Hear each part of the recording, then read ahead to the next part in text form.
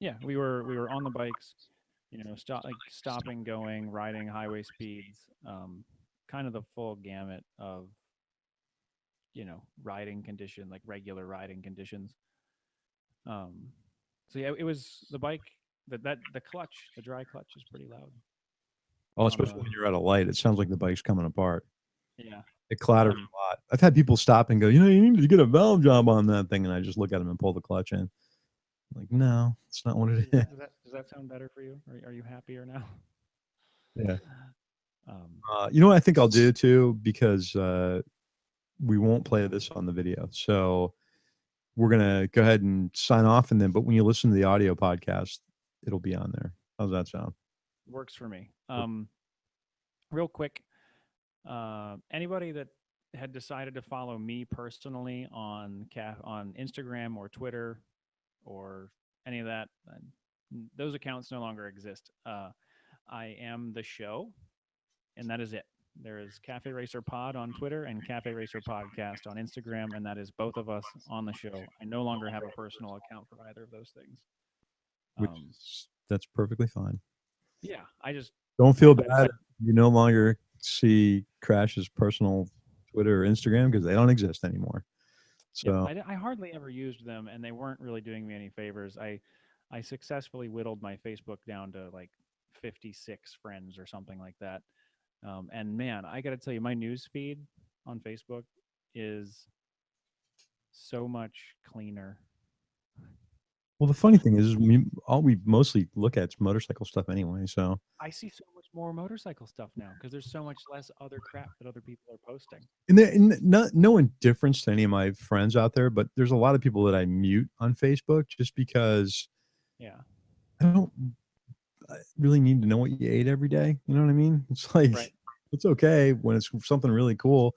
Like if you were to eat a live octopus or something, I'd be into that. But your burger from Ruby Tuesdays, I don't care. That's cool. So a lot of that gets muted, but I completely understand where you're coming from on that, and more power to you. But Yeah. A real quick thank you to everybody that supports us on Patreon. Um, and then we just I'd have to look it up that we got a recurring donation through PayPal. I'd like to thank you too. You know who you are. I know you do. Um, if you'd like to switch that over to Patreon, you're more than welcome to. If your donation level would get you anything on Patreon, I'll make sure that you get whatever that would get you whenever we finally have it. which is coming I'm really just soon. We've got a lot we've been doing, and we go ahead, finish up what you were saying, Crash. I'm sorry. I was just going to say that we're in the process of pricing stickers because we have a new logo. That new logo is going to make it up to the website really soon and kind of take over the design of the website. That's going through a whole new redesign. Um, and I know that somebody written not that long ago um, offered to do web design for us, and I somehow have lost that email. Send it again. Yeah, if you're listening, if you hear this and you're like, hey, I did that, please email me again at crash at caferacerpodcast.com. Also, too, Um, if you happen to have a sticker company, we're in the process right now of getting quotes. So yeah, stickers, T-shirts. yeah, If you do any of that stuff, um, we'd love to talk to you. Uh, it'd be great. We'd do a little the new work logo out is something. really cool too. So it looks great. It is. If any of you had ever seen the ADV Cafe logo that existed for a very brief period of time, it looks exactly like that. Only it doesn't say ADV Cafe anymore. It's a super awesome logo done by a guy named Sean Wallace at Evolutionary Studios. Um, he is a friend of the show. He's a motorcycle safety foundation instructor. It super cool guy. And if any of you need graphic design work, he does a great job. Evolutionary Studios is the name of his company. He also has an Etsy store where he sells prints of like motorcycle line drawings. I've got one up right now in my bedroom. Um, like it was good enough looking that my girlfriend allowed me to put it on the wall in the bedroom. Um, I wouldn't even say allowed me; like she put it up.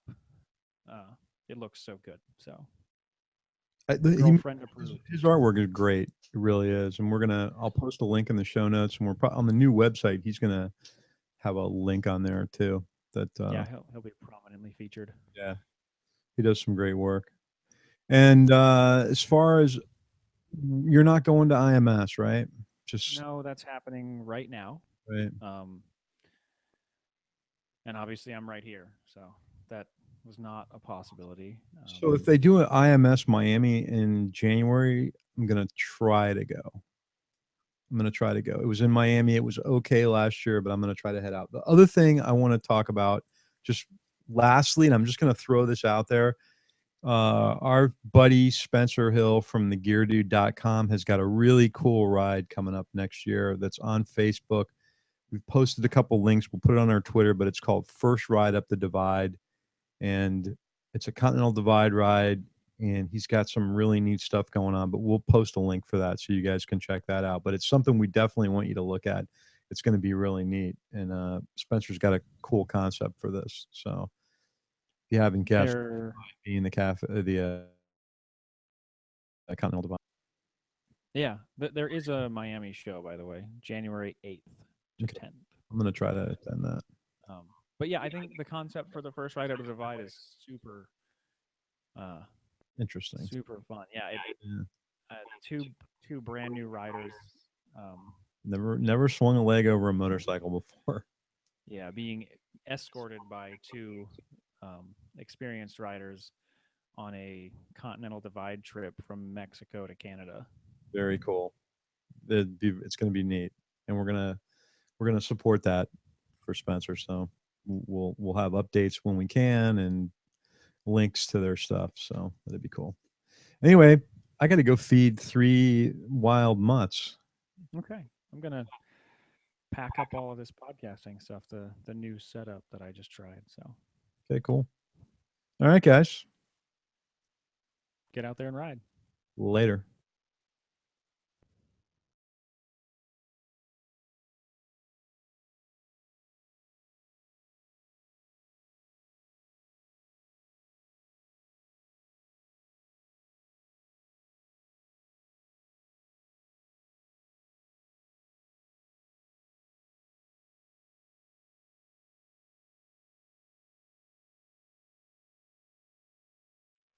That's as big as I can make it. Oh, you did the fenders too. Yeah, I did the fender, the tank, and the seat cowl, which um, That's kind of badass. you know, thanks. It's a, I was a little, I wasn't pleased at first when I was doing it. Before I put the clear coat on it, it looked like I did it it looked like I did it in my garage. It didn't look very professional. Mm-hmm. And then if you look close, you can still see plenty of imperfections, but like overall, I'm happy with it, and it was super easy. I also put tank pads, like knee grip pads, on the tank. Mm-hmm. So, That's and neat. those were a pain. I mean, everybody online says, I mean, I followed the instructions for the pads to a T.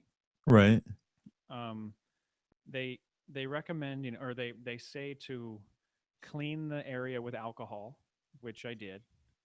Um, and to heat the area up to at least 80 degrees if it's not going to be hot where you are.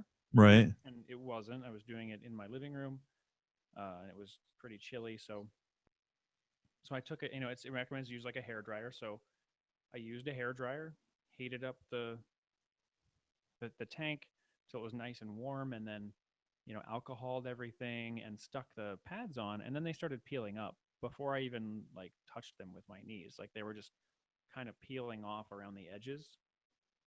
Uh, so I looked online, like, hey, anybody have this problem, kind of thing.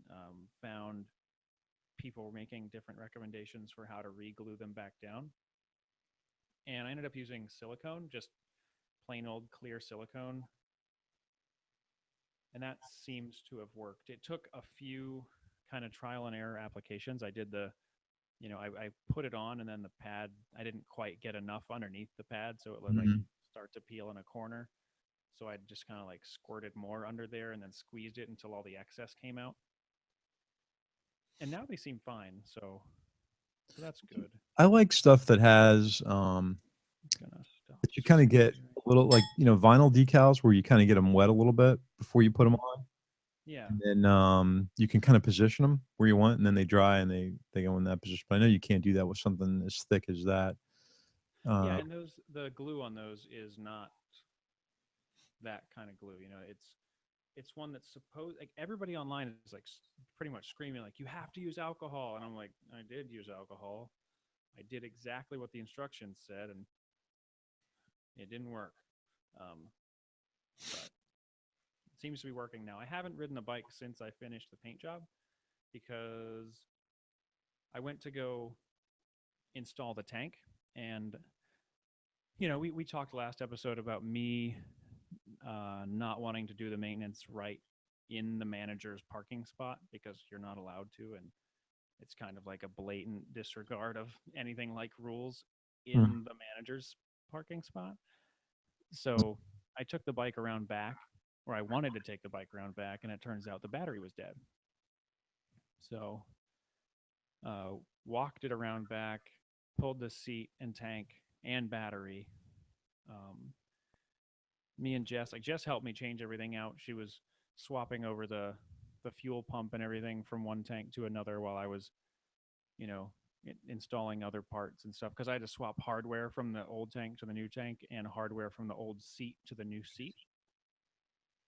Um, I don't know if I ever shared the story. I'm sure I must have, but a while ago, I mean, like a couple years ago, I went to like lift the bike off the side stand, and instead of grabbing I went to like kind of push it over onto the wheels and like just leave it off the hold it off the side stand, and I started to lose grip, and it started to tip the opposite direction, mhm. and I grabbed on real tight, and I ended up grabbing the seat instead of the frame, and the seat broke underneath. Yeah, I think we talked about that. Yeah, the little plastic tongue that fits underneath the back of the gas tank snapped off. So my old gas tank had a piece of square stock bolted to it that fit in the hole where the tongue used to be. Hmm. So when I got the new tank, I didn't want to drill holes in it, so I got a new seat too. Hmm. Uh, I had to swap hardware from the old seat to the new seat, old tank to the new tank, like the gas cap and the fuel pump and everything. So Jess helped me with all that. We installed the tank and then went and bought a new battery charger because I have no earthly idea where mine is, and got the battery all charged up. And I haven't ridden it since. It's been cold, and yeah, I bet you could probably sell that seat actually. The one that you it's took. already gone. Oh yeah, good. Yeah, it was. I mean, it was like, I don't know. I would feel bad selling it. Like it's I mean, it's broken close. underneath. Like, you're not going to tell somebody that you're not going to try to hide that fact, but you never know. Somebody might want it for the pan, for a project or something. Maybe They didn't need the that, pan was what was broken though. right? Yeah, you never know. One man's. I told you the story about selling the little Nikon canvas camera bag on eBay that had a hole in it from a dog chewing it, and somebody paid $16 for it. I actually took pictures of the hole, in the whole 9 yards, and The whole 9 yards. yeah, one man's junk's another man's treasure. Yeah, I'm trying to sell a pair of boots right now that are they've been worn twice. Are they They just motorcycle? didn't fit. No, they're Belleville like combat boots. Uh, They're they're the brown desert ones, the desert suede ones. yeah, they make great boots. Yeah, and I mean I've worn them twice. I wore them for 2 shifts at work, and they didn't fit. So I got a different pair from work, and I'm like, well, what am I supposed? I was like, do you guys want these back to give to somebody else? And they're like, no, just keep them. Yeah, put them on eBay. I did. I'm waiting, I got a hoping. bunch of stuff on eBay. I was out in the garage um, working on the bike and just putting some stuff away. And I started going through this cabinet that I have that's got motorcycle stuff. And I'm like, I don't need that. I don't need that. I don't need that. Then I'm looking and I'm like, there's dive gear in there from when I dove a lot. So if anyone's looking for a set of Scuba Pro twin tank manifolds that are DIN yoke convertible. They're on eBay. And there's a wing for a Halcyon BC on. There's a bunch of stuff I found that I just don't use, and it's just taking up space in the garage. And then, that led to cleaning up some of the camping gear and going, oh, I forgot I had this. Oh, I didn't remember I had that. So I was kind of working, getting through that and finding more crap I don't need. Yeah, I've done that a lot. I went from when I moved from a 3-bedroom house with a garage to a 2-bedroom apartment. So I ended up with a storage unit, Mm-hmm. and just went from a 5x15 to a 5x5. That's a So lot of stuff to get rid of. There yeah, really is a lot of crap. my mixer, for one, like my audio mixer, is now gone. We talked. So It's funny too because we did this like round trip thing with mixers because I remember I had that little Scarlett. yeah, I got rid of it and I bought this giant Mackie, and now I'm thinking I don't really need this. I could have probably kept the Scarlett. I don't know why I did that because I yeah, thought I watched too many YouTube shows on how to set up mix minuses and stuff like that we don't even use. yeah, that was the thing. Like I was using a mix minus with my mixer originally too, and that's how I ended up with that one. And right now, every